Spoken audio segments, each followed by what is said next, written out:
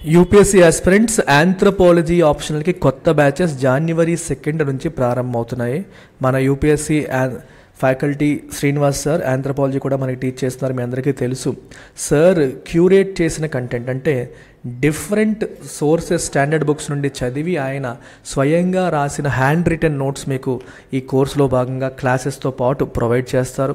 Classes live as well as recorded ఫార్మాట్లో మీకు అందుబాటులో ఉంటాయి. అంటే లైవ్ ఉంటుంది, క్లాస్ మిస్ అయిన వాళ్ళు రికార్డెడ్ కూడా చూసుకోవచ్చు.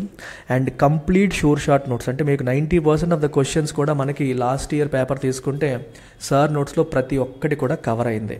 ఇది రెగ్యులర్ ఫీ 30,000, మనం 22,500కి 7,500 రూపీస్ డిస్కౌంట్తో మనం ఇది అందిస్తున్నాం. సో చాలా మంచి ఆపర్చునిటీ. అంటే 25% డిస్కౌంట్ అనేది మీకు వస్తుంది. అండ్ కోర్స్ పైన మీకు లైఫ్ టైం వ్యాలిడిటీ, జాబ్ వచ్చేంత వరకు మీకు యాక్సెస్ ఉంటుంది. ఈ నెంబర్కి మీరు కాంటాక్ట్ చేసి ఎనీ నెంబర్ ఆఫ్ టైమ్స్ మీరు జాయిన్ కావచ్చు. So any number of questions మీరు అడగొచ్చు. డౌట్స్ ఏమైనా ఉన్నా సార్తో మేడం మాట్లాడిస్తారు. డెమో చూడాలన్నా మీరు ఆ నెంబర్కి కాల్ చేయొచ్చు. ఓకేనా? Don't miss this opportunity. ప్రతిరోజు ఎల్టెక్స్ క్లాసెస్లో ఆఫర్ ఆఫ్ ద డే అనేది పెడుతున్నాము. సో చాలామంది ఫుల్ ప్రోగ్రామ్ తీసుకోలేని వాళ్ళు ఆఫర్ ఆఫ్ ద డేని ఉపయోగించుకోవచ్చు. సో యూపీఎస్సీ ఎకానమీ క్లాసెస్ అనేవి మీరు కేవలం 3,000 రూపాయలకే, అతి తక్కువ ఫీజు 3,000 రూపాయలకే మీరు పొందే సువర్ణ అవకాశం ఈ ఆఫర్ ఆఫ్ ద డే మీకు అందిస్తుంది. నార్మల్గా 5,000 రూపీస్ ఛార్జ్ చేస్తాము. 10,000 50% డిస్కౌంట్లు ఇస్తూ ఉంటాం. ఇప్పుడు ఫర్దర్ 20% డిస్కౌంట్ ఎక్స్టెండ్ చేసి 2,999కి లైఫ్ టైం వ్యాలిడిటీతో అందిస్తాం. సో నేను స్వయంగా డీల్ చేసిన క్లాసెస్ మీకు ఇక్కడ అతి తక్కువ ఫీజుకి వస్తాయి. ఇవాళ midnight వరకు మాత్రమే ఈ ఆఫర్ అనేది మీకు అందుబాటులో ఉంది. తరువాత ఆఫర్ ఉండదు. So look at this article. India to log firmer than expected growth in FY24. Assert RBI officials. RBI officials ఏమంటున్నారు? ఇండియా FY24లో అనుకున్న దానికంటే బెటర్ గ్రోత్ తీసుకురాబోతోంది అని చెప్పి ఆర్బీఐ అఫీషియల్స్ చెప్తున్నారు. సో ఎక్కడ చెప్పారు? ఆర్బీఐ బులెటిన్లో చెప్పడం జరిగింది. January edition of RBI bulletin. అందులో RBI deputy governor Michael Patra plus ఆయన టీము వీళ్ళంతా కూడా అనుకున్న దానికంటే ఇండియా ఇంకా బెటర్గా చేయబోతోంది అని వాళ్ళు చెప్తున్నారు. అయితే వాళ్ళు అంత స్ట్రాంగ్గా చెప్పడానికి ప్రధానమైన కారణం ఏంటి అంటే ఇక్కడ మీరు చూడండి. The government's thrust on capital spending is starting to crowd in private investment. Right RBI officials. ఇది చాలా important point. Government capital spending పైన చాలా ఫోకస్ చేస్తుంది. ఈ ఫోకస్ వల్ల it is crowding in private investment. Private ఇన్వెస్ట్మెంట్ని అది క్రౌడింగ్ చేస్తుంది. సో దానివల్ల మనకి ఓవరాల్ ఇన్వెస్ట్మెంట్ స్పెండింగ్ అనేది బాగా పెరిగింది, which is leading to the growth in GDP అని చెప్పేసి వాళ్ళు అంటున్నారు. అయితే ఇక్కడ కొన్ని టెక్నికల్ టర్మ్స్ ఉన్నాయి. ఆ టర్మ్స్ అర్థం కాకపోతే వాళ్ళు చెప్పింది ఏంటో మనకి అర్థమవ్వదు. సో ఇక్కడ ఇంకో పాయింట్ కూడా మీరు గమనించాలి. చదివిన తర్వాత నేను ఒకసారి వెళ్తాను. చూడండి ఇక్కడ. Just go through this. The government's thrust on capex is starting to crowd in private investment అని వీళ్ళు అంటున్నారు. దానికంటే ముందు ఇంకో point. Stronger than expected growth in 23-24 underpinned by shift from consumption to investment. ఇవి మనకి ఇక్కడ 2 పాయింట్స్ క్లియర్గా కనిపిస్తున్నాయి. ఒకటి shift from consumption to investment అనేది ఒక పాయింట్. రెండోది government's thrust on capital expenditure ఏదైతే ఉందో this is leading to crowding in of private investment అనేది ఇంకో పాయింట్. ఇక్కడ మీరు కీవర్డ్స్ని అర్థం చేసుకుంటే ఆర్బీఐ ఏం చెప్పింది అనేది మనకు అర్థమవుతుంది. First point shift from consumption to investment అని రాశారు. ఇప్పుడు మీరు ఏదన్నా జీడిపి క్యాల్కులేషన్ చేసేటప్పుడు 4 పారామీటర్స్ మనం చూస్తాం. ఒకటి C stands for consumption, I stands for investment, G stands for government spending, X stands for net exports అంటే ఎక్స్పోర్ట్స్ మైనస్ ఇంపోర్ట్స్. సో ఈ 4 కేటగిరీస్ మనకి ఓవరాల్ జీడిపిని ఇండికేట్ చేస్తాయి అన్నమాట. సో కన్జంప్షన్ దేన్ని ఇండికేట్ చేస్తుందంటే మనకి దీన్ని పిఎఫ్సిఈ అని కూడా అంటాం, ప్రైవేట్ ఫైనల్ కన్జంప్షన్ ఎక్స్పెండిచర్. అంటే హౌస్ హోల్డ్స్ ఎంత కన్జ్యూమ్ చేస్తున్నారు, కన్జంప్షన్ కోసం పెడుతున్న ఎక్స్పెండిచర్ ఇక్కడ వస్తుంది. ఈ ఐలో ఏమొస్తుందంటే investment expenditure by both government as well as corporates మరియు గవర్నమెంట్. దీన్నే మనం జిఎఫ్సిఈ అని కూడా అంటాం, gross fixed capital formation, GFCF. Gross fixed capital formation. ఇందులో గవర్నమెంట్ యొక్క ఇన్వెస్ట్మెంట్ ఎక్స్పెండిచర్, కార్పొరేట్స్ లేదా ప్రైవేట్ సెక్టర్ యొక్క ఇన్వెస్ట్మెంట్ ఎక్స్పెండిచర్ వస్తుంది. కన్జంప్షన్కి ఇన్వెస్ట్మెంట్కి డిఫరెన్స్ ఏంటి? ఈరోజు నువ్వు ఒక వస్తువు కొని ఇమీడియట్గా దాన్ని వాడేస్తే దాన్ని కన్జంప్షన్ అంటాం. ఈరోజు ఒక వస్తువు కొని దాన్ని లాంగ్ టర్మ్ ఉంచి దాని ద్వారా ఏదైనా ప్రొడక్షన్ లేదా ప్రొడక్టివిటీ ఇంప్రూవ్ చేసుకుంటే దాన్ని ఇన్వెస్ట్మెంట్ అంటాం. Let's say you bat a machine.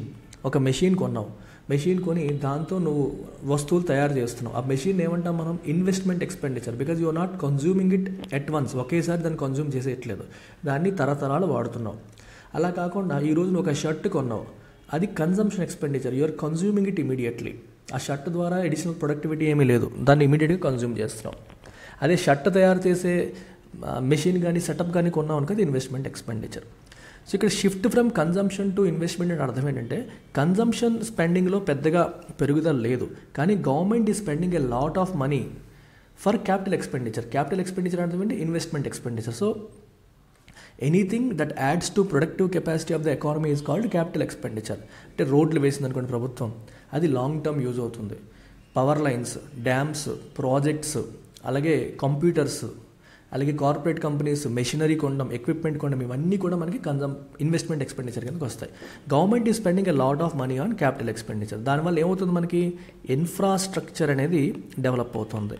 Infrastructure అనేది డెవలప్ అవ్వడం వల్ల రోడ్లు కనెక్టివిటీ పెరుగుతుంది, పోర్ట్స్, రోడ్స్ ఇలాంటివన్నీ ఇంప్రూవ్ అయ్యి ఎకానమీకి అనువైన వాతావరణం అనేది క్రియేట్ అవుతుంది. ఎప్పుడైతే ఎకానమీకి అనువైన వాతావరణం క్రియేట్ అవుతుందో దట్ అట్రాక్ట్స్ కార్పొరేట్స్ బిజినెస్ పెట్టడానికి అట్రాక్ట్ అవుతారు కూడా. సో దానివల్ల వాళ్ళు కూడా ఇన్వెస్ట్మెంట్ చేయబోతున్నారు. దాన్నే ప్రైవేట్ ఇన్వెస్ట్మెంట్ని అది అట్రాక్ట్ చేస్తుంది. ప్రైవేట్ ఇన్వెస్ట్మెంట్ అర్థం ఏంటి? Investment expenditure by corporates business expansion కోసం పెట్టే ఖర్చుని లేదా కొత్త బిజినెస్ స్టార్ట్ చేయడానికి పెట్టే ఖర్చుని ఇన్వెస్ట్మెంట్ ఎక్స్పెండిచర్ లేదా ప్రైవేట్ ఇన్వెస్ట్మెంట్ అంటాం. సో గవర్నమెంట్ పెడుతున్న క్యాపిటల్ ఎక్స్పెండిచర్ అనేది in a way is attracting corporates to invest. వాళ్ళు ఇన్వెస్ట్ చేసే వాతావరణాన్ని ప్రభుత్వం పెడుతున్న ఖర్చు క్రియేట్ చేస్తుంది అనేది మనకి అర్థం చేసుకోవాలి. That is the effect of crowding in. Crowding out అంటే ప్రభుత్వం ఎక్కువగా ఖర్చు పెట్టేయడం వల్ల కార్పొరేట్స్కి ఇన్వెస్ట్మెంట్ చేయకుండా వెనక్కి వెళ్ళిపోయే పరిస్థితి వస్తే అది క్రౌడింగ్ అవుట్ అంటాము. ప్రభుత్వం ఎక్కువగా ఖర్చు పెట్టడం వల్ల అది in turn if it attracts corporates to invest more, that is called crowding in effect. ఈ క్రౌడింగ్ ఇన్ రెండు రకాలుగా జరగవచ్చు. ఒకటి ఇప్పుడు నేను చెప్పినట్టుగా అంటే ఇన్ఫ్రాస్ట్రక్చర్ ఇవన్నీ బిల్డ్ అవ్వడం వల్ల ఇన్వెస్ట్మెంట్ అనువైన వాతావరణం బిల్డ్ అయ్యి రావచ్చు. లేదా ప్రభుత్వం చాలా ఖర్చు పెట్టడం వల్ల ప్రభుత్వం నుంచి మనీ అనేది ప్రజల్లోకి వెళ్ళి, ప్రభుత్వం ఖర్చు పెడుతుందంటే అర్థం ఏంటి? అది చాలామందికి ఎంప్లాయ్మెంట్ క్రియేట్ అవుతుంది, చాలామందికి డబ్బులు వస్తాయి. ఆ డబ్బులతో వాళ్ళు కన్జంప్షన్ స్పెండింగ్ పెంచుతారు. కన్జంప్షన్ స్పెండింగ్ పెరిగి ఓవరాల్గా గుడ్స్ అండ్ సర్వీసెస్కి డిమాండ్ పెరుగుతుంది. ఈ పెరిగిన డిమాండ్ని మీట్ అవ్వడం కోసం కార్పొరేట్స్ ఇన్వెస్ట్మెంట్ చేస్తాయి. ఆ రకంగా కూడా ఇన్వెస్ట్మెంట్ ఎక్స్పెండిచర్ పెరగవచ్చు. లేదా అనువైన వాతావరణం క్రియేట్ అవ్వడం వల్ల కూడా ఇన్వెస్ట్మెంట్ ఎక్స్పెండిచర్ పెరగవచ్చు. ఏ రకంగానైనా సరే government expenditure if it leads to increase in corporate expenditure, corporate investment, that is called crowding in effect. అలా కాకుండా గవర్నమెంట్ ఎక్కువగా స్పెండ్ చేయడం వల్ల కార్పొరేట్స్ ఇన్వెస్ట్మెంట్ తగ్గించాయి అనుకోండి, that is called crowding out effect అనమాట. సో ఈ పారామీటర్స్ వల్ల మనకి జీడిపి పెరుగుతుంది. అంటే కన్జంప్షన్ ఎక్స్పెండిచర్ పెద్దగా లేకపోయినప్పటికీ ఇన్వెస్ట్మెంట్ అనేది బాగా పెరగడం వల్ల, ఈ కాంపోనెంట్ పెరగడం వల్ల మనకి ఏమవుతుందమ్మా, ఇది బాగా పెరగడం వల్ల మనకి జీడిపి అనేది బాగుంది అని చెప్పి ఆర్బీఐ అఫీషియల్స్ చెబుతున్నారు. ఓకే, ఎడిషనల్లీ వాళ్ళు ఇంకా ఏం చెప్తున్నారంటే ఇన్ఫ్లేషన్ అనేది ఈజ్ అవుతుంది, ఇన్ఫ్లేషన్ అనేది కూడా మనకి తగ్గుతోంది అనేది కూడా చెప్తున్నారు. ఓవరాల్గా మనం తీసుకుంటే డిసెంబర్లో లైట్గా పెరిగింది, కానీ ఓవరాల్గా ఇన్ఫ్లేషన్ కూడా కంట్రోల్లోకి వచ్చేసింది. And that to core inflation, especially core inflation అనేది ఈజ్ అవుతుంది. సో కోర్ ఇన్ఫ్లేషన్ అంటే మీనింగ్ ఏంటి? మనకి ఇన్ఫ్లేషన్ క్యాలిక్యులేట్ చేసేటప్పుడు ఓవరాల్ ఇన్ఫ్లేషన్లో if you exclude food and ఫ్యూయల్ని మనం ఎక్స్క్లూడ్ చేసి, ఓకే, వీటిని ఎక్స్క్లూడ్ చేసి మనం క్యాలిక్యులేట్ చేస్తే వచ్చేదాన్ని కోర్ ఇన్ఫ్లేషన్ అంటాం. సో ఎందుకు వాటిని ఎక్స్క్లూడ్ చేసి క్యాలిక్యులేట్ చేస్తారని మీరు అడగొచ్చు. Food and fuel are highly volatile అంటే అర్థం ఏంటి? అవి ఊరికే మారిపోతూ ఉంటాయి, వాటి ప్రైసెస్ ఊరికే చేంజ్ అయిపోతూ ఉంటాయి. సో ఈజీగా ఫ్లక్చువేట్ అయిపోతూ ఉంటాయి. సో ఈ నెల బాగా పెరిగిపోయి నెక్స్ట్ మంత్ కూల్ ఆఫ్ అయిపోవచ్చు. సో అలాంటి వాటిని ట్రాక్ చేయడం వల్ల సరైన ఇండికేషన్ రాదు అని చెప్పి కొన్ని కంట్రీస్, అడ్వాన్స్డ్ ఎకానమీస్ వాటిని పక్కన పెట్టేసి రిమైనింగ్ ఐటమ్స్ యొక్క ధరలు మాత్రం ట్రాక్ చేస్తూ ఉంటాయి. దాన్ని కోర్ ఇన్ఫ్లేషన్ అంటాం. సో ఇండియా అన్నిటినీ కలిపి ట్రాక్ చేస్తే దాన్ని హెడ్లైన్ ఇన్ఫ్లేషన్ అంటాము. ఫుడ్ అండ్ ఫ్యూయల్ని సెపరేట్ చేసి ట్రాక్ చేసేదాన్ని కోర్ ఇన్ఫ్లేషన్ అంటాం. సో ఈ కోర్ ఇన్ఫ్లేషన్ అనేది ఈజ్ అవుతుంది, అంటే తగ్గుతోంది, కంట్రోల్లో ఉంది అనేది మనకు అక్కడ కనిపిస్తుంది అనమాట. సో ఇన్ఫ్లేషన్ కంట్రోల్లోకి వస్తుంది, ప్లస్ కన్జంప్షన్ ఎక్స్పెండిచర్ అనేది లేకపోయినప్పటికీ, కన్జంప్షన్ ఎక్కువగా లేకపోయినా ఇన్వెస్ట్మెంట్ ఎక్స్పెండిచర్ అనేది చాలా బాగుంది. సో దానివల్ల ప్రైవేట్ ఇన్వెస్ట్మెంట్ కూడా అట్రాక్ట్ అవుతుంది. సో ఇవన్నీ కూడా good science. So Indian economy బేసిక్గా అనుకున్న దానికంటే బెటర్గా పర్ఫామ్ చేయబోతోంది FY24లో. సో FY25లో మనం 7% జీడిపి గ్రోత్ సాధించడం కోసం ప్రయత్నం చేయాలి, ఎయిమ్ చేసుకోవాలని ఆర్బీఐ బులెటిన్లో ఆర్బీఐ అఫీషియల్స్ చెప్తున్నారన్నమాట. సో దిస్ మనకి యూపీఎస్సీ సిలబస్ పరంగా తీసుకుంటే GS పేపర్ 3 అని చెప్పేసి అంటాం. సో నెక్స్ట్ ఆర్టికల్ చూడండి, SBI raises 5,000 crore through issue of bonds. మీరు అడగొచ్చు, సార్ స్టేట్ బ్యాంక్ వాళ్ళు బాండ్ ఇష్యూ చేస్తే 5,000 కోట్లు వాళ్ళు రైజ్ చేస్తే దాని గురించి మనం చదవాల్సిన అవసరం ఏంటి? ఒక బ్యాంక్ చేసే ప్రతి పని మనం చదవాలంటే ప్రతిరోజు ఎన్నో బ్యాంక్స్ ఎన్నో చేస్తూ ఉంటాయి, అన్నిటిని మనం చదవక్కర్లేదు. కానీ ఈ పర్టికులర్ ఆర్టికల్ నేను ఎందుకు పిక్ చేసుకున్నానంటే, it is providing me with an opportunity to talk about one beautiful concept which is useful for UPSC. ఏంటది? ఇప్పుడు స్టేట్ బ్యాంక్ వాళ్ళు ఇష్యూ చేస్తున్న బాండ్స్ ఎటువంటి bonds? Additional tier 1 bonds. Additional tier 1 bonds అనేవి ఒక separate category of bonds. They are separate, వీటి రూటే separate అనమాట. వీటిని ఏమంటాం? AT1 బాండ్స్ అంటాం. AT1 bonds, additional tier 1 bonds. Additional tier 1 bonds యొక్క స్పెషాలిటీ ఏంటంటే మనం ఒకసారి చూద్దాం. So additional tier 1 bonds are perpetual bonds. Perpetual bonds జనరల్గా మనం బాండ్ అనే దాన్ని డిఫైన్ చేసేటప్పుడు 3 క్యారెక్టరిస్టిక్స్ మాట్లాడతాం. ఒకటి, బాండ్ యొక్క ఫేస్ వాల్యూ, అంటే ఎంత వాల్యూకి బాండ్ ఇష్యూ చేస్తున్నారు. 2, కూపన్ రేటు, అంటే ఎంత వడ్డీ ఇస్తారు ఆ బాండ్ కొనుక్కునే వాళ్ళకి. 3, మెచ్యూరిటీ పీరియడ్, అంటే ఎన్నాళ్ళ తర్వాత మన అసలు తిరిగి ఇస్తారు. ఈ 3 పారామీటర్స్ మనం మాట్లాడతాం. కానీ additional tier 1 bond is a special category of bonds which have no maturity. They are perpetual bonds. అంటే ఏంటి? ఆ బాండ్ ఈరోజు SBI ఒక 10,000 రూపాయలకు ఒక బాండ్ ఇష్యూ చేసింది. ఇప్పుడు నేను ఈ బాండ్ కొన్నాను అనుకోండి, ఈ AT1 బాండ్ అనుకోండి, దీన్ని AT1 బాండ్. నేనేమో ఈ బాండ్ కొనుక్కున్నాను. నేను ఈ బాండ్ కొనుక్కున్న తర్వాత do I have an option to, నాకు ఇప్పుడు ఎక్కడ వడ్డీ ఎంత చెప్పారు? 8.34% కూపన్ రేట్ చెప్పారు. సో ఈ బాండ్ మీద నేను 10,000 రూపాయలు పెట్టి కొన్నాను కాబట్టి నాకు 834 రూపీస్ పర్ ఇయర్ నాకు ఇంట్రెస్ట్ వస్తుంది. నాకు ప్రతి నెల ఇంట్రెస్ట్ వస్తుంది. ఎన్నాళ్ళు వస్తుందంటే ఎన్నాళ్ళు నీ దగ్గర పెట్టుకుంటే అన్నాళ్ళు వస్తూనే ఉంటుంది. ఇప్పుడు నాకు సడన్గా నా 10,000 నాకు వెనక్కి కావాలి అంటే నాకు ఆప్షన్ లేదు. I don't have an option to redeem it. నా చేతిలో అది లేదు. మరి ఎన్నాళ్ళంటే ఎన్నాళ్ళు అయితే అన్నాళ్ళు. ఎడిషనల్ మీరు అడగొచ్చు, మరి అలాంటప్పుడు ఎడిషనల్ టియర్ 1 బాండ్ నేను ఎందుకు కొనుక్కోవాలి సార్? నా అసలు నాకు ఎప్పుడు వస్తుందో నా కంట్రోల్లో లేదు అన్నప్పుడు దీని మీద వడ్డీ ఎక్కువ వస్తుంది కాబట్టి. ఇప్పుడు నార్మల్ గవర్నమెంట్ ఇష్యూ చేసే బాండ్ కావచ్చు, లేదా SBI ఇష్యూ చేసే నార్మల్ బాండ్ తీసుకుంటే మీకు ఎంత ఇంట్రెస్ట్ రేట్ రాదు, దీనికంటే తక్కువ వడ్డీ వస్తుంది. AT1 బాండ్స్ యొక్క అడ్వాంటేజ్ అంటే they provide more interest rate compare to other regular bonds. వాటిలో మనకి వడ్డీ రేట్ అనేది ఎక్కువ వస్తుంది. అది ఒక అట్రాక్టివ్ ఫీచర్. అయితే సరే, నేను ఈరోజు నా అసలు కావాలి, నా బాండ్ అమ్మేస్తానంటే నాకు అవకాశం లేదని మీరు చెప్తున్నారు. అంటే కంపెనీకి నేను SBIకి అమ్మేస్తానంటే నేను అమ్మలేను. వేరే వాళ్ళకి ఎవరికైనా అమ్ముకోవచ్చు. కానీ SBI నాకు రిడీమ్ చేసి నా డబ్బులు నాకు ఇస్తుందంటే ఇవ్వదు. నేను అడిగినప్పుడు ఇవ్వదు. అయితే మీరు అడగొచ్చు, సార్ ఇప్పుడు మనం అడిగినప్పుడు SBI ఇవ్వదు, అర్థమైంది. మరి SBI కూడా ఎన్నాళ్ళు వడ్డీ ఇస్తాం, అసలు ఇచ్చేద్దామని SBI అనుకుంటే ఇవ్వచ్చు. మరి SBI అనుకోవడాన్నే మనం ఏమంటారంటే it is called something called call option అంటాం. we call it call option. So ఇక్కడ మీరు ఒకసారి న్యూస్లో మీరు ఒకసారి గమనిస్తే it comes with a call option after 10 years and every anniversary thereafter. అంటే 10 ఏళ్ల పాటు SBI మనకి వడ్డీ చెల్లిస్తూ ఉంటుంది. 10 సంవత్సరాల తర్వాత SBI ఒకవేళ if it decides to pay back the ప్రిన్సిపల్ని పే చేసేద్దామని SBI అనుకుంటే వాళ్ళు 10 ఏళ్ల తర్వాత ఎప్పుడైనా SBI చేసేయచ్చు. 10 ఏళ్ల తర్వాత ఆప్షన్ ఉంది. తర్వాత ఎవ్రీ యానివర్సరీ దేర్ ఆఫ్టర్. దాని తర్వాత ప్రతి సంవత్సరం ఎప్పుడైనా సరే, ఏ సంవత్సరం అనిపిస్తే ఆ సంవత్సరం మన అసలు తిరిగి SBI మనకి తిరిగి ఇచ్చేయవచ్చు. ఎలాంటి బాండ్స్? మనం ఎడిషనల్ టియర్ 1 బాండ్స్ అంటాం. అయితే ఈ టియర్ 1 బాండ్ అని ఎందుకు అంటున్నారు? టియర్ 1 బాండ్ అని ఎందుకు అంటున్నారంటే it is eligible to be classified as tier 1 capital. Tier 1 క్యాపిటల్గా క్లాసిఫై చేయబడ్డానికి ఈ AT1 బాండ్స్కి ఎలిజిబిలిటీ ఉంది as per Basel 3 norms. Basel 3 norms ప్రకారం టియర్ 1 క్యాపిటల్ కింద కేటగరైజ్ చేయడానికి AT1 బాండ్స్ని అలో చేస్తారు. కాబట్టే ఇక్కడ మీరు న్యూస్లో కూడా ఏం రాశారు, Basel 3 compliant additional tier 1 bonds అని చెప్పి రాశారు. Basel 3 compliant additional tier 1 bonds. అసలు బేసిల్ 3 నామ్స్ అంటే అర్థం ఏంటి? బేసిల్ 3 నామ్స్ ఏం చేస్తాయంటే ప్రతి బ్యాంకు కూడా ఎంత అమౌంట్ రిజర్వ్స్ కింద మెయింటైన్ చేయాలి, ఎంత అమౌంట్ పక్కన పెట్టి ఉంచాలి, ఉన్న ప్రతి రూపాయి కూడా లోన్స్ రూపంలో ఇచ్చేయకూడదు. They have to maintain certain strategic reserves. ఆ రిజర్వ్స్ అనేవి క్వశ్చన్ ఇస్తాయి, బ్యాంక్ కష్టకాలంలో ఉన్నప్పుడు ఆ రిజర్వ్స్ కాపాడుతాయి. ఒక్కసారిగా బ్యాంక్ రోడ్డు మీద పడిపోకుండా కాపాడే వాటిని రిజర్వ్స్ అంటాం, క్యాపిటల్ అంటాం. ఆ క్యాపిటల్ బఫర్స్ అనేవి బ్యాంక్స్ మెయింటైన్ చేయాలి. ఆ క్యాపిటల్స్నే మనం టియర్ 1 క్యాపిటల్ అని, టియర్ 2 క్యాపిటల్ అని ఇలా మనకి కేటగరైజ్ చేస్తారు. అందులో టియర్ 1 క్యాపిటల్ కింద AT1 బాండ్స్ వస్తాయి. AT1 bonds come under tier 1 capital అనమాట. సో బేసిల్ నామ్స్ అనేది ఒక సెపరేట్ చాప్టర్. మనం బ్యాంకింగ్ సెక్టార్ చెప్పేటప్పుడు చాలా డీటెయిల్డ్గా క్లాస్లో దాని గురించి డిస్కస్ చేస్తాం. మీకు ఇంకా దాని గురించి డీటెయిల్గా తెలుసుకోవాలంటే బేసిల్ 3 సురేష్ సార్ అని చెప్పి యూట్యూబ్లో సెర్చ్ కొట్టండి. నేను క్లాస్ చెప్పిన బేసిల్ 3 గురించి నేను చెప్పిన ఫుల్ క్లాస్ మీకు అక్కడ వస్తుంది. You can listen to it and make notes out of it.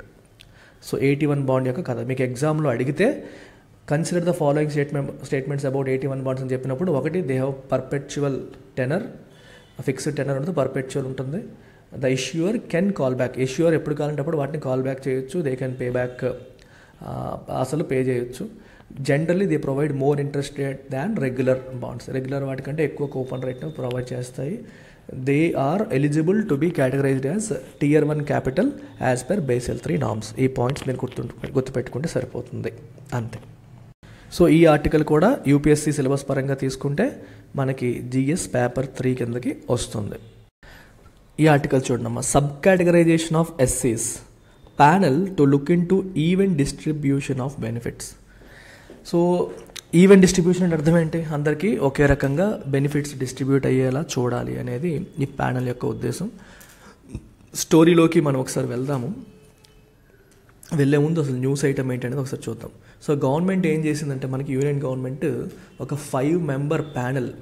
So union government has formed a 5 member panel. 5 member ప్యానెల్ని ఫామ్ చేసింది. సో ఈ ప్యానెల్ చైర్పర్సన్ ఎవరు? Cabinet secretary. Cabinet secretary is the chairperson. ప్యానెల్లో members ఎవరు అంటే secretaries of different ministries. ఒకటి home ministry, రెండోది tribal affairs, రెండోది లా మినిస్ట్రీ, మూడవది ట్రైబల్ అఫైర్స్ మినిస్ట్రీ, నాలుగవది social justice ministry.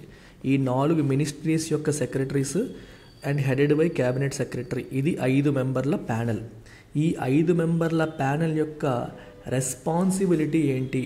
What is the responsibility of this panel అంటే to evaluate, చాలా ఇంపార్టెంట్ పాయింట్ ఇది, to evaluate and work out, to evaluate and work out a method.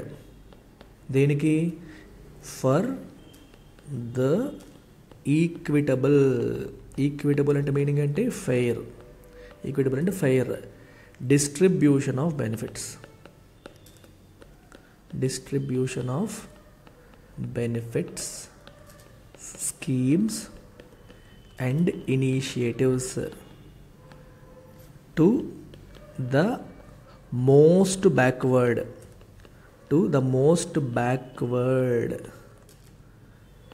amongst SCs.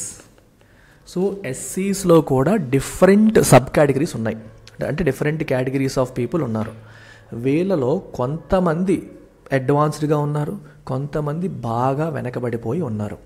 ఈరోజు ఏం జరుగుతుంది అంటే SCsకి మనం ఇస్తున్న రిజర్వేషన్ యొక్క ఫలాలు అనేవి వాళ్ళలో అడ్వాన్స్డ్గా ఉన్న వాళ్ళకి అందుతున్నాయి. మీకు ఫర్ ఎగ్జాంపుల్ ఇప్పుడు వీళ్ళంతా SCs అనుకోండి, SCsలో కూడా మళ్ళీ డిఫరెంట్ సబ్ కాస్ట్లు ఉన్నాయి అనుకోండి. మాలలు, మాదిగలు, ఇలా డిఫరెంట్ కేటగిరీస్, డిఫరెంట్ సబ్ కాస్ట్లు ఉన్నాయి అనుకుందాం. సో ఈ పర్టిక్యులర్ కేటగిరీ 1 2 3 4 5 నేను రాస్తున్నాను, 5 6. సో నెంబర్ బట్టి మనకి వాళ్ళు పైన ముందున్నారా వెనకున్నారో తెలుస్తుంది. 1 అనేవాళ్ళు వీళ్ళలో మోస్ట్ ఫార్వర్డ్ ఉన్నారు, 6 మోస్ట్ బ్యాక్వర్డ్ అనుకోండి ఫర్ ఎగ్జాంపుల్. అనుకోండి. సో విత్ ఇన్ అమాంగ్ ఎస్సీస్ వన్ కొంచెం బాగా చదువుకున్న వాళ్ళు, అంటే వీళ్ళ పేరెంట్స్ వాళ్ళ తాతలో అప్పటి నుంచే కొంచెం సెటరేట్ అయిపోయారు లైఫ్లో, దానివల్ల వీళ్ళకి మంచి స్కూలింగ్ లభించింది, మంచి ఫెసిలిటీస్ లభించాయి. సో ఇప్పుడు గవర్నమెంట్ వచ్చేసి మనకి ఎస్సీస్కి ఒక 100 జాబ్స్ అలొకేట్ చేసింది అనుకోండి, ఏదో ఒక జాబ్ అనుకోండి. ఈ 100 జాబ్స్ ఎస్సీస్కి అలొకేట్ చేసింది అనుకోండి. ఇప్పుడు ఏమవుతుంది, ఈ 100లో మెజారిటీ అంతా కూడా మొదటి కేటగిరీ వాళ్ళే తీసేసుకుంటున్నారు. ఎలా తీసేసుకుంటున్నారు? They are outperforming other categories. మిగిలిన వాళ్ళకంటే వాళ్ళు బెటర్గా పర్ఫామ్ చేస్తున్నారు. ఇప్పుడు ఇందులో 1కి 20 ఇవ్వాలి, వీళ్ళకి 20 ఇవ్వాలి, వీళ్ళకి 10 ఇవ్వాలని సబ్ కేటగరైజేషన్ చేయట్లేదు ప్రజెంట్. ఎస్సీస్ అంతా ఒకటే కేటగిరీ. వాళ్ళలో మళ్ళీ చిన్న చిన్న సబ్ కాస్ట్లు ఉన్నాయి. కొన్ని కాస్ట్ల వాళ్ళు బాగా ముందున్నారు, కొన్ని కాస్ట్ల వాళ్ళు బాగా వెనకబడ్డారు. ఆ బాగా ముందున్న వాళ్ళు ఎస్సీస్ కోసం అలొకేట్ చేసిన ఫలాలన్నీ వీళ్ళు అనుభవించేస్తున్నారు.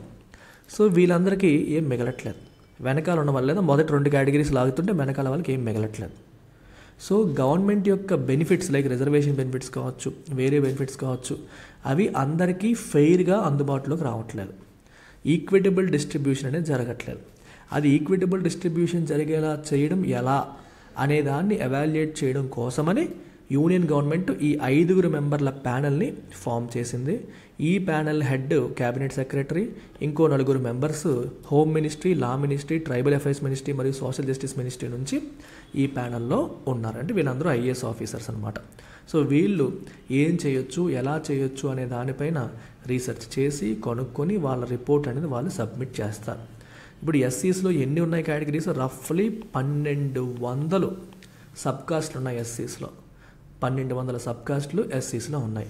అయితే ఈ ప్యానెల్ ఎస్సీస్ని సబ్ కేటగరైజ్ చేయమని చెప్తుందంటే కాదు. ఎస్సీస్ని సబ్ కేటగరైజ్ చేయమని చెప్పడం దీని బాధ్యత కాదు. దీని పని ప్రజెంట్ మెకానిజంలోనే వీళ్ళకి గవర్నమెంట్ స్కీమ్స్, అందరికీ గవర్నమెంట్ స్కీమ్స్ ఈక్వల్గా అందేలా ఎలా చేయొచ్చు, దానికి ఏమైనా మెథడ్స్ ఉన్నాయా, వర్కౌట్ చేసే అవకాశం ఉందా అనేది రీసెర్చ్ చేసి కనుక్కోవడం వీళ్ళ యొక్క రెస్పాన్సిబిలిటీ. అయితే మీరు అడగొచ్చు, ఈ తలనొప్పుల బదులు ఎస్సీస్లో కూడా సబ్ కేటగరైజేషన్ చేసేయచ్చు కదా. సబ్ కేటగరైజేషన్ చేసేటువంటి అర్థం ఏంటి?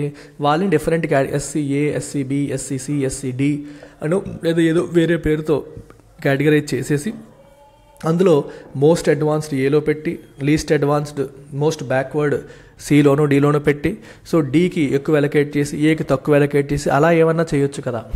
అంటే ఇప్పుడు ఎస్సీస్కి 100 ఇస్తే అందులో ఏకి ఒక 20, డీకి ఒక 30, అలా వాళ్ళ రిప్రజెంటేషన్ బట్టి ఎక్కువ రిప్రజెంటేషన్ ఉన్న వాళ్ళకి తక్కువ ఇచ్చి, తక్కువ రిప్రజెంటేషన్ ఉన్న వాళ్ళకి ఎక్కువ ఇచ్చి, అలా చేయడం ద్వారా కూడా మనం రిజర్వేషన్ ఫలితాలు ఈక్విటబుల్గా అందేలా చేయొచ్చు కదా అనేది ఒక పాయింట్.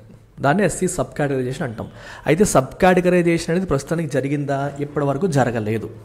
ఇప్పటి వరకు సబ్ కేటగరైజేషన్ అనేది జరగలేదు. ఓకే, అయితే ఈ ఎస్సీ సబ్ కేటగరైజేషన్ అనేది ఏదైతే ఉందో, సబ్ కేటగరైజేషన్ అనేది ఏదైతే ఉందో ఇది చెయ్యాలా వద్దా అనే విషయంపైన ఎప్పటి నుంచో డిబేట్ నడుస్తుంది. 1994 నుంచి మాదిగా, తెలంగాణలో ఉన్న మాదిగా కమ్యూనిటీ, మందకృష్ణ మాదిగ పేరు వినుంటారు, ఎప్పటి నుంచో దీనికోసం ఫైట్ చేస్తూ ఉంది. అండ్ ఈ డిమాండ్ వల్లే మనకి 1996లో మనకి పి రామచంద్రరాజు కమిషన్ అనేది ఏర్పాటు చేశారు. ఆ తర్వాత ఒక నేషనల్ కమిషన్ కూడా 2007లో ఏర్పాటు చేయబడింది. దేనికి? To discuss the issue of sub categorization of ఎస్సీస్. ఎస్సీ సబ్ కేటగరైజేషన్ డిస్కస్ చేయడానికి 2 కమిషన్స్ కూడా ఏం చెప్పాయంటే దేర్ కుడ్ బి వేస్, అవి చేయడానికి వేస్ ఉంటాయి, వేస్ టు డూ ఇట్, అది ఇంపాసిబుల్ ఏమీ కాదు, చేయడానికి ఆస్కారం అయితే ఉంది అని ఆ 2 కమిషన్లు కూడా తేల్చాయి. ఇప్పుడు supreme court, at this point supreme court is about to hear a petition demanding SC sub categorisation demand చేస్తున్న ఒక పిటిషన్ని సుప్రీంకోర్టు వినబోతోంది. దాని గురించి డిస్కస్ చేసి తీర్పు ఏమిస్తుందో అనేది మనం ఇప్పుడు చూడాలన్నమాట. అయితే సమస్య ఏంటి అంటే, లీగల్ ఎక్స్పర్ట్స్ ఏమంటారంటే కాన్స్టిట్యూషన్లో ఉన్న ఏ ప్రొవిజన్ కూడా సబ్ కేటగరైజేషన్ చేయకూడదని చెప్పట్లేదు. కానీ ఎస్సీ ఏమడుగుతుంది, మీరు సబ్ కేటగరైజేషన్ చేయాలి, మనకి రిజర్వేషన్ ఫలాలను ఇంకా ఫర్దర్ బ్రేక్ డౌన్ చేయాలంటే it would want quantifiable data. మనకి డేటా అడుగుతుంది, క్వాంటిఫైయబుల్ డేటా జరగాలి అంటే కాస్ట్ సెన్సస్ విత్ ఇన్ ఎస్సీస్ కాస్ట్ సెన్సస్ అనేది జరిగి ఉండాలి. ఎవరెవరు ఎంతమంది ఉన్నారు అంటే 100% కౌంట్ అనేది జరిగి ఉండాలి. 100% కౌంట్ ఆఫ్ ఆల్ కాస్ట్స్ అనేది జరగాలి. ఎస్సీలోను విత్ ఇన్ ఎస్సీ ఉన్న ప్రతి సబ్ కమ్యూనిటీ ఎంతమంది ఉన్నారు, వాళ్ళ యొక్క రెస్పెక్టివ్ సోషియో ఎకనామిక్ డేటా అనేది అడుగుతుంది. అది ఉంటే తప్పితే మనం చెప్పలేం. ఇప్పుడు మాదిగాస్ మాలాస్ కంటే వెనకబడ్డారు, ప్రూఫ్ ఏంటి? ఓకే, మీరు దేశంలో ఉన్న ఎస్సీ ఎంప్లాయీస్ ఎంతమంది, అందులో మాలాస్ ఎంతమంది, మాదిగాస్ ఎంతమంది, మాదిగాస్ యొక్క సోషల్ స్టేటస్ ఏంటి, మాలాస్ యొక్క సోషల్ స్టేటస్ ఏంటి, మాలాస్ యొక్క ఎకనామిక్ స్టేటస్ ఏంటి, మాదిగాస్ యొక్క ఎకనామిక్ స్టేటస్ ఏంటి, డిఫరెన్స్ ఏమైనా ఉందా, వీళ్ళు వాళ్ళకంటే ముందున్నారు అనేది ఏమైనా ప్రూఫ్ ఉందా, డేటా ప్రూఫ్ ఉందా, ఎవిడెన్స్ ఉందా, ఇలాంటివి సుప్రీంకోర్టు పరిగణలోకి తీసుకుంటుంది. In the absence of such quantifiable data it is very difficult to pronounce a judgment. That is what legal experts are saying. So ఆ క్వాంటిఫైబుల్ డేటా అనేది ప్రభుత్వాలు ప్రొవైడ్ చేయగలిగితే maybe SC might accord or give sub categorization within ఎస్సీస్. So ఇది మనం supreme court ఏముంటుందనేది మనం చూడాలి. But as an issue these are the things you need to understand as far as this topic is concern. So this comes under GS paper 2. So next article editorial article, ఇది smaller citizens అనే పేరుతో మనకి కనిపిస్తుంది. So ఈ article దేనికి సంబంధించిందంటే మనకి ఒక report రీసెంట్గా ఒకటి పబ్లిష్ అయ్యింది. ఏంటది చూడండి, ఇక్కడ హైలైట్ చేస్తున్నాను. Annual status of education report titled ASER 2023 beyond basics. ఈ పేరుతో ఒక రిపోర్ట్ పబ్లిష్ అయింది.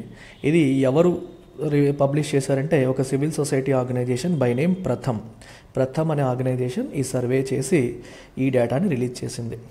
సో ఈ సర్వే ఎవరికి చేసిందంటే అమాంగ్ రూరల్ స్టూడెంట్స్కి చేసింది. దట్ టు ఏజ్డ్ 14 to 18, 14 నుంచి 18 సంవత్సరాల వయసులో ఉన్న రూరల్ స్టూడెంట్స్ పైన చేసిన సర్వే ఇది. ఆ సర్వే యొక్క డేటాని వాళ్ళు రిలీజ్ చేశారు. సో ఇది ఏం రివీల్ చేస్తుంది డేటా అనేది మీరు ఒకసారి గమనిస్తే, ఒకటి చూడండి, that more than half struggled with basic mathematics. ఈ పిల్లల్లో సగం మందికి పైగా బేసిక్ మ్యాథమెటిక్స్ విషయంలోనే వాళ్ళు స్ట్రగుల్ అవుతున్నారు. అంటే క్లాస్ 3, క్లాస్ 4లో చేసే బేసిక్ మ్యాథ్స్ కూడా చేయలేకపోతున్నారు. ఓకే, ఇంకా ఇది ఎంతమంది ఇంకా ఏం చేస్తున్నారంటే, ఈ సర్వే మనకి ఎక్కడ చేసి చూడండి. ఫస్ట్ ఇది 28 డిస్ట్రిక్ట్స్ అక్రాస్ 26 స్టేట్స్లో చేశారు. దీని ఫోకస్ అంతా కూడా foundational reading and arithmetic abilities. Reading and arithmetic, numeracy and literacy అంటాం. రీడింగ్ ఎబిలిటీ ఎలా ఉంది, లిటరసీ మనకి న్యూమరసీ క్యాలిక్యులేషన్స్ గట్రా చేయగలుగుతున్నారా లేదా అనే ఆస్పెక్ట్స్ని టెస్ట్ చేసింది అనమాట. 34,745 మంది స్టూడెంట్స్ని సర్వే చేసింది. సో ఈ సర్వేలో ఇంకా ఏం కనుక్కున్నారు అంటే, ఒకటి about 25% of this age group cannot read A class 12 level text in there mother tongue. About 25% పిల్లలు క్లాస్ 12 కాదు, క్లాస్ 2 లెవెల్ టెక్స్ట్ వాళ్ళ ఓన్ మదర్ టంగ్లోనే చదవలేకపోతున్నారంట. అయితే బాయ్స్ గర్ల్స్ కంటే బెటర్గా ఉన్నారు అర్థమెటిక్ అండ్ ఇంగ్లీష్ రీడింగ్ ఎబిలిటీస్లో. ఓవరాల్గా 14 to 18 ఇయర్ ఏజ్ గ్రూప్లో 86.8% educational institutions enrol అయ్యారు. అంటే ఇంకొక 13.2% అసలు స్కూల్లో ఎన్రోల్ కూడా కాలేదు అని అర్థం. కాకపోతే but there are gaps as they grow older. Age పెరిగే కొద్దీ డ్రాప్ అయిపోతున్నారు అని అర్థం. చూడండి, 3.9% of 14-year-olds are not in schools. 14-year-oldsలో 3.9% మాత్రమే స్కూల్స్లో లేరు. అదే 18-year-oldకి వెళ్ళేసరికి 32.6% స్కూల్స్లో లేరు. ఓవరాల్గా యావరేజ్గా 86.8 ఉన్నారంటే 13.2% లేరు అని అర్థం స్కూల్స్లో. అంటే ఏజ్ పెరిగే కొద్దీ ఎక్కువ డ్రాప్ అవుట్స్ అవుతున్నాయి. చిన్న ఏజ్లో అందరూ చదువుతున్నారు, కానీ ఏజ్ పెరిగే కొద్దీ స్కూల్ నుంచి డ్రాప్ అవుట్స్ అవుతున్నాయి అనేది మనకి కనిపిస్తుంది. అలాగే క్లాస్ 11 అండ్ హయ్యర్ స్టూడెంట్స్ మీరు ఒకసారి గమనిస్తే ఎక్కువ మంది స్టూడెంట్స్ దేనికి వెళ్తున్నారంటే హ్యుమానిటీస్కి వెళ్తున్నారంట. హ్యుమానిటీస్ సబ్జెక్ట్స్కి వెళ్తున్నారు. And girls are less likely to be enrolled in science stream compared with boys. Science స్ట్రీమ్స్లో బాయ్స్ ఎక్కువ వెళ్తున్నారు, గర్ల్స్ తక్కువ ఉంటున్నారు. Vocational training and other related courses only 5.6% మాత్రం వెళ్తున్నారు.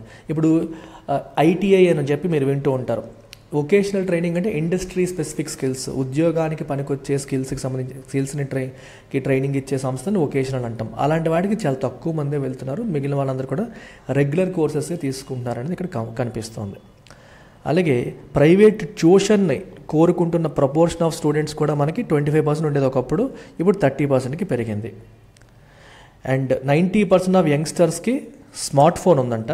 They know how to use it అంట. Though many are unaware of online safety settings. Online safety settings వాళ్ళకి తెలియదు, కానీ చాలామంది దగ్గర స్మార్ట్ ఫోన్స్ ఉన్నాయి, ఎలా వాడాలో కూడా వాళ్ళకి తెలుసు అని చెప్తున్నారు. అయితే మేజర్ ట్రెండ్ ఏంటి అంటే the lag in reading and solving simple arithmetic. Okay, reading skills బాగా వెనకబడి ఉన్నాయి, సింపుల్ అర్థమెటిక్ సాల్వ్ చేయడంలో కూడా బాగా వెనకబడి ఉన్నారు. ఇది మాత్రం మనకు క్లియర్గా కనిపిస్తుంది. సో దీనివల్ల మనకి ఎడ్యుకేషన్ సిస్టంలో ఏంటి ప్రధానమైన సమస్య అని తెలుస్తుంది. రీడింగ్ స్కిల్స్ బాగా పూరున్నాయి, సింపుల్ అర్థమెటిక్ కూడా చేయలేని పరిస్థితిలో ఉన్నారు. సో వాటిపైన కరెక్టివ్ మెజర్స్ అనేవి మనం ఖచ్చితంగా తీసుకోవాలి. This is the summary are output of this report. Basic arithmetic skills లేవు, రీడింగ్ స్కిల్స్ కూడా లేవు. సో ప్రభుత్వాలు వాటి పాలసీ ద్వారా కరెక్టివ్ మెజర్స్ తీసుకోవాలి. మన నేషనల్ ఎడ్యుకేషన్ పాలసీ 2020 ఏం చెప్తుంది? The top priority is to achieve universal foundational literacy and numeracy in primary schools by 2025. 2025 కల్లా ప్రైమరీ స్కూల్స్లో యూనివర్సల్ అంటే ప్రతి ఒక్కరికి ఫౌండేషనల్ లిటరసీ అండ్ న్యూమరసీ అంటే చదవడం రావాలి, న్యూమరసీ బేసిక్ క్యాలిక్యులేషన్స్ చేయడం అనేది, బేసిక్ మ్యాథ్స్ అనేది తెలిసి ఉండాలి అనేది ఎన్ఈపీ యొక్క గోల్ 2025 కల్లా. రిపోర్ట్ ఏం చెప్తుందంటే all states have made a major push in foundational literacy and numeracy under the Nipun Bharat mission. ఈ మిషన్ కింద అన్ని రాష్ట్రాలు కూడా ప్రయత్నాలు అయితే చేశాయి. అన్ని రాష్ట్రాలు కూడా ప్రయత్నాలు అయితే ఖచ్చితంగా చేశాయి. ప్రయత్నాలు చేసినప్పటికీ ఎంతవరకు సక్సెస్ సాధించాయి అనేది మనం ఇక్కడ చూడాలి. ఓకేనా, ఎంతవరకు సక్సెస్ సాధించాయి అనేది మనం ఇప్పుడు తెలుసుకోవాలి. సో ఈ నిపుణ్ భారత్ మిషన్ అనేది ఎప్పుడు లాంచ్ చేశారు ఏంటి అనేది కూడా మనం ఒకసారి గమనిద్దాము. సో ఈ ఇన్ఫర్మేషన్ మనకి చేతిలో ఉంటే it will help us. So Nipun Bharat mission అనేది women and child development minister introduce చేశారన్నమాట. నిపుణ్ భారత్ మిషన్ అనేది ఇది ఎందుకు లాంచ్ చేశారంటే it is launched as a national initiative for proficiency in reading with understanding and numeracy. Nipun అంటే మీనింగ్ అది, ప్రొఫిషియన్సీ చూడండి, national initiative full form చూడండి. నిపుణ్ అంటే national initiative for proficiency in reading and understanding and basic numeracy. National initiative for proficiency and reading and understanding, you stands for understanding and numeracy. దానికోసం launch చేసిన machine ఇది. 2021లో launch చేయబడింది. దీని యొక్క objective ఏంటి? To ensure that every child in the country necessarily attains foundational literacy and numeracy by the end of grade 3 2026 2026 కల్లా grade 3 complete అయ్యేసరికి, అంటే 3వ క్లాస్ చదివేసరికి basic numeracy and basic literacy skills వాళ్ళకి బిల్డ్ చేయాలనేది దీని యొక్క గోల్ అనమాట. దీనికోసం ఏ 5-tier ఇంప్లిమెంటేషన్ మెకానిజం అనేది సెటప్ చేస్తున్నారు. ఒకటి నేషనల్ లెవెల్, కింద state level, district level, block level, school level, 5-tier system, ఒక ఇంప్లిమెంటేషన్ మెకానిజం అనేది బిల్డ్ చేయడం అనేది జరుగుతుంది. సో ఇది మనకి ఏ స్కీమ్ కిందకు వస్తుంది? దీనికి ఫండ్స్ ఎక్కడి నుంచి వస్తాయంటే సెంట్రల్లీ స్పాన్సర్డ్ స్కీమ్. దీనికి ఫండ్స్ అని ఎక్కడి నుంచి వస్తున్నాయి? సెంట్రల్లీ స్పాన్సర్డ్ స్కీమ్ అయినటువంటి సమగ్ర శిక్ష అభియాన్ అంటాం కదా, సమగ్ర శిక్ష అభియాన్ కిందకి ఈ పర్టికులర్ నిపుణ్ భారత్ మిషన్ అనేది వస్తుంది. ఇన్ఫ్యాక్ట్ ఎన్ఈపి 2020లో ఇది ఒక భాగం అని మనం చెప్పొచ్చు.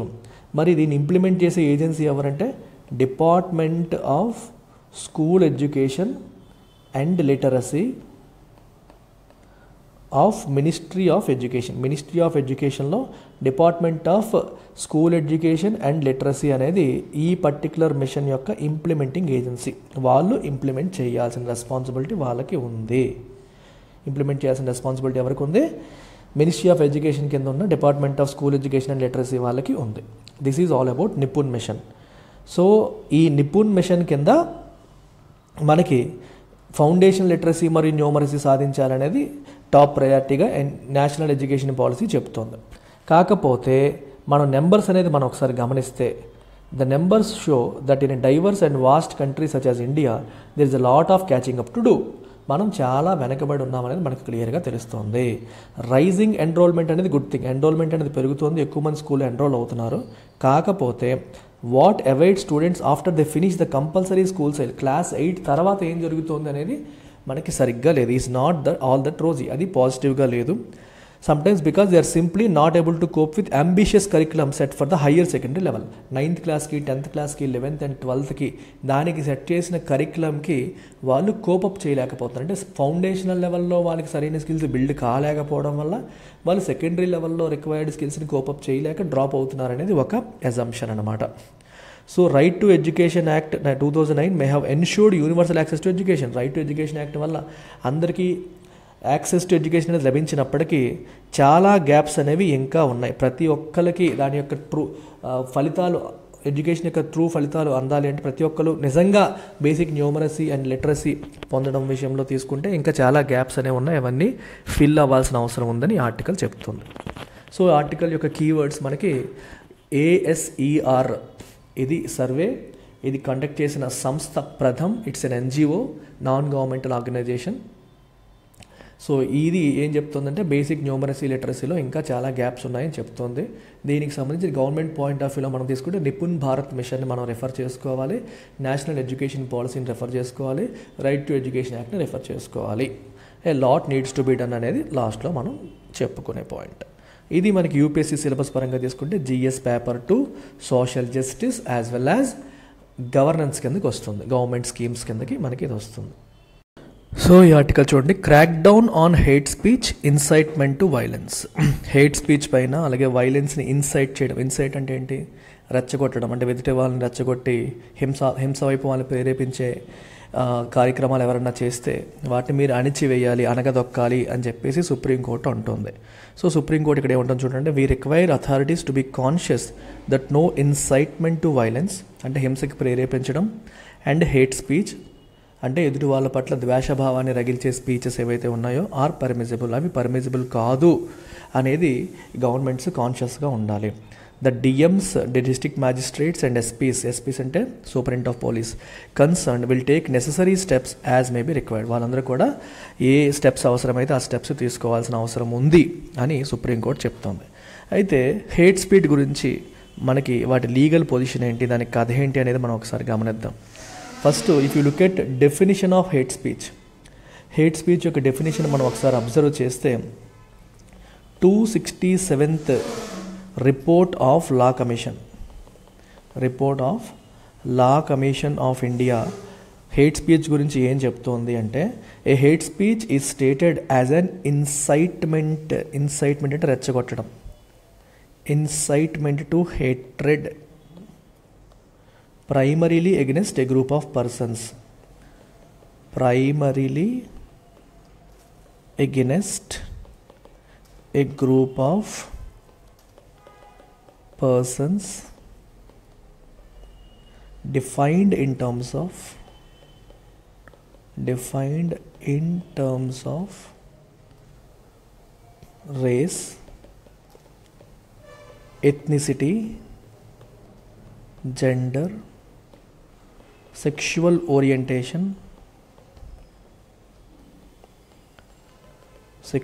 orientation, religious beliefs, and the like. ఇది definition of hate speech. Any speech that leads to incitement to hatred, అంటే వేరే వ్యక్తుల యొక్క గ్రూప్ ఆఫ్ పర్సన్స్ని ద్వేషించేలా చేసే స్పీచ్. ఆ గ్రూప్ ఆఫ్ పర్సన్స్ ఎటువంటి వాళ్ళు? Defined in terms of race, ఒక రేస్కి చెందిన వాళ్ళు, ఒక ఎథ్నిక్ గ్రూప్కి చెందిన వాళ్ళు, ఒక జెండర్కి చెందిన వాళ్ళు కావచ్చు, ఒక సెక్షువల్ ఓరియంటేషన్కి చెందిన వాళ్ళు కావచ్చు, ఒక రిలీజియస్ బిలీఫ్ని షేర్ చేసుకునే వాళ్ళు కావచ్చు. వాళ్ళకంటూ ఒక కామన్ ఐడెంటిటీ ఉండాలి. అట్లాంటి ఒక కామన్ ఐడెంటిటీ ఉన్న గ్రూప్ ఆఫ్ పర్సన్స్కి వ్యతిరేకంగా వాళ్ళ పట్ల ద్వేషభావాన్ని రెచ్చగొట్టేలా మాట్లాడే ప్రతిదీ కూడా మనకి హేట్ స్పీచ్ అవుతుందని 267th report of law commission మనకి చెప్తుంది. అయితే ఇండియాలో హేట్ స్పీచ్కి ఉన్న లీగల్ పొజిషన్ ఏంటి, ఇది క్రైమా కాదా అంటే మీరు చూస్తే IPC ఇండియన్ పీనల్ కోడ్ మీరు తీసుకుంటే సెక్షన్ 153A అండ్ 153B ఈ రెండు ఏం చెప్తున్నాయంటే, రెండు గ్రూప్స్ మధ్య, 2 డిఫరెంట్ గ్రూప్స్ మధ్య ఎన్మిటీ, శత్రుత్వాన్ని క్రియేట్ చేసేలాంటి యాక్ట్స్ ఏవైతే ఉంటాయో they are punishable. An act creating enmity between different groups అటువంటి యాక్ట్ పనిషబుల్ యాక్ట్ అని చెప్పేసి మనకి section 153A and 153B of IPC చెప్తున్నాయి. అలాగే ఐపీసీలోనే సెక్షన్ 295A ఏం చెప్తుందంటే మనకి ఒక రిలీజియస్ ఫీలింగ్స్ని అంటే ఎదుటి వాళ్ళ మతపరమైన భావాల్ని రెచ్చగొట్టడం అంటే దాన్ని ఏమంటాం అవుట్రేజింగ్ అంటే బాధ పెట్టడం religious feelings outraging religious feelings of a class of persons. Okay, ఇలాంటి వాళ్ళని పనిష్ చేయడానికి సంబంధించిన ప్రావిజన్స్ 295Aలో ఉన్నాయి. అలాగే సెక్షన్ 5051 5052 ఈ రెండింటి కథ ఏంటో చూడండి. ఇదేం చెప్తుందంటే publication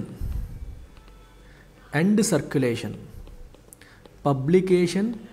circulation of content, okay, that may cause ill will or hatred between groups. రెండు డిఫరెంట్ గ్రూప్స్ మధ్య శత్రుత్వ భావాన్ని హేట్రెడ్ని క్రియేట్ చేసేలాంటి ఆర్టికల్స్ కావచ్చు, వీడియోస్ కావచ్చు, ఆడియోస్ కావచ్చు, అలాంటి వాటిని పబ్లిష్ చేసినా సర్క్యులేట్ చేసినా అది పనిషబుల్ అఫెన్స్ అని చెప్పేసి సెక్షన్ 5051 అండ్ 5052 చెప్తున్నాయి. అయితే ఇవన్నీ మారిపోతాయి. ఇప్పుడు ఐపీసీ ప్లేస్లో మనకి బిఎన్ఎస్ ఇవన్నీ కొత్త చట్టాలు వస్తున్నాయి. సో కొత్త చట్టాలు మనం అలవాటు చేసుకునేంత వరకు ఐపీసీ మాట్లాడతాను. కొత్త చట్టాలు ఇంక ఇంప్లిమెంట్ కాలేదు. ఇంప్లిమెంటేషన్లోకి వచ్చేస్తే అప్పుడు మనం వాటి గురించి మాట్లాడాల్సిన అవసరం అనేది మనకి ఉంటుందన్నమాట. సో ఇవి మనం గుర్తుపెట్టుకోవాల్సిన అంశాలు. సో హేట్ స్పీచ్ అనేది చాలా పెద్ద సమస్య. ఎలక్షన్స్ వచ్చేటప్పుడు గట్రా ఇప్పుడు ఇదంతా ఎందుకు మాట్లాడుతారంటే మహారాష్ట్ర, ఛత్తీస్గఢ్లో కొన్ని రామ్ మందిరం కాన్సక్రేషన్ జరగబోతుంది కదా మనకి యూపీలో. దానికి ముందు కొన్ని ఇక్కడ మీటింగ్స్ జరగబోతున్నాయంటే దాంట్లో కొంతమంది స్పీచెస్ ఇవ్వబోతున్నారు. వాళ్ళు they are known for giving hate speeches. Raja Singh అని మన బీజేపీ లీడర్ ఉన్నారు. ఆయన ఇంతకుముందు కూడా ఇలాంటి వాటి మీద మాట పడిన వ్యక్తి. సో ఆయన స్పీచెస్ ఇవ్వబోతున్నారు. అందుకని కొంచెం కంప్లైంట్స్ అనేవి వెళ్ళాయి. సో వీళ్ళని కంట్రోల్ చేయాలి అని కొంతమంది కంప్లైంట్ చేస్తే ఇన్ఫ్యాక్ట్ సుప్రీంకోర్టు కూడా ఇంతకుముందు మీకు ఇది చాలా ఇంపార్టెంట్ పాయింట్ చెప్పాలి. ఒక కేసు ఉంది Shaheen Abdullah versus union of India. Shaheen Abdullah versus union of India case 2022. ఈ పర్టికులర్ కేసులో సుప్రీంకోర్టు ఏం చెప్పిందంటే హార్మోనియస్ సిచ్యువేషన్ అనేది మనం క్రియేట్ చేయలేకపోతే దేశ ప్రజల మధ్య ఫ్రెటర్నిటీ అనేది పాసిబుల్ కాదు. ఫ్రెటర్నిటీ అంటే బ్రదర్హుడ్ అనేది పాసిబుల్ కాదు అని సుప్రీంకోర్టు చెప్పింది. ఇంకా ఏం చెప్పింది సుప్రీంకోర్టు పోలీసులకి మరియు గవర్నమెంట్స్కి ఏం డైరెక్షన్ ఇచ్చిందంటే మీరు సువోమోటో యాక్షన్ తీసుకోండి. అంటే ఎవరో కంప్లైంట్స్ ఇచ్చేంత వరకు వెయిట్ చేయొద్దు. If someone is resorting to hate speech, ఎవరైనా సరే హేట్ స్పీచ్కి పాల్పడితే ఎవరో కంప్లైంట్ ఇస్తారు అని వెయిట్ చేయకుండా మీరు సుమోటో యాక్షన్ అనేది తీసుకోండి. సుమోటో అంటే ఆన్ ఇట్స్ ఓన్ వోలిషన్, అంటే ఎవరో కంప్లైంట్ ఇచ్చిన తర్వాత యాక్షన్ తీసుకోవడం కాదు, తమంతట తామే మీరు యాక్షన్ తీసుకోమని కూడా గవర్నమెంట్స్కి, పోలీస్ అథారిటీస్కి ఈ పర్టికులర్ జడ్జిమెంట్లో భాగంగా సుప్రీంకోర్టు డైరెక్షన్స్ ఇవ్వడం అనేది జరిగింది. సో ఇది issue with respect to hate speech. GS paper 2 కిందకి మనకి ఇది వస్తుంది. యూపీఎస్సీ ఆస్పిరెంట్స్ ఎల్టీఎక్స్ క్లాసెస్లో మీరు కేవలం 2,999 రూపాయలతో మీ ప్రిపరేషన్ స్టార్ట్ చేయొచ్చని మీకు తెలుసా? మనం అందిస్తున్న యూపీఎస్సీ ఇన్ఫినిటీ ప్రోగ్రాంలో ఇక్కడ మీరు చూస్తున్న 14 కోర్సులు ఒక ప్యాకేజ్ రూపంలో వస్తాయి. ఈ 14 కోర్సులు కూడా మీకు కేవలం 2,999కి యాక్సెస్ అనేది లభిస్తుంది. బట్ ఫర్ 1 మంత్, ఒక 1 మంత్ వ్యాలిడిటీ వస్తుంది. ఈ 1 మంత్ డెఫినెట్గా సరిపోదని మీకు తెలుసు, నాకు తెలుసు. కాకపోతే మీరు ఎట్లా ఉంటుందో చూడాలి అంటే you can just pay 2,999 and access our full course for 1 month. అడిషనల్గా ఇదే కోర్స్ మీకు లైఫ్ టైం వ్యాలిడిటీతో కావాలంటే it will cost you 48,000 rupees అవుతుంది. ఇది మీకు లైఫ్ టైం వ్యాలిడిటీ అందిస్తుంది. అక్కడ కనిపిస్తున్న ప్రతి కోర్సు ఎప్పటికప్పుడు అప్డేట్ అవుతూ ఉంటుంది. అన్నింటిపైన మీకు లైఫ్ టైం వ్యాలిడిటీ లభిస్తుంది జస్ట్ 48,000 రూపీస్కి. మీకు 3 months plan, 6 months plan, 1 year plan, 2 years plan, 3 years plans కూడా అందుబాటులో ఉన్నాయి. మీరు మన యాప్ డౌన్లోడ్ చేసుకొని అందులో యూపీఎస్సీ ఇన్ఫినిటీ అని సెర్చ్ చేయండి. ఈ ప్యాకేజ్ లో మీకు డిఫరెంట్ ఆప్షన్స్ కనిపిస్తే నచ్చిన ఆప్షన్ మీరు సెలెక్ట్ చేసుకోండి. If you want EMI option, that is also available. For EMI option you have to call this number. ఈ నెంబర్కి మీరు కాల్ చేయాలి, 7893899553. ఈ నెంబర్కి కాల్ చేస్తే ఈఎంఐలో పే చేసే అవకాశం మీకు మా టీమ్ ప్రొవైడ్ చేస్తుంది. ఇక్కడ కనిపిస్తున్న నెంబర్కి మీరు కాల్ చేయండి. So don't miss this opportunity.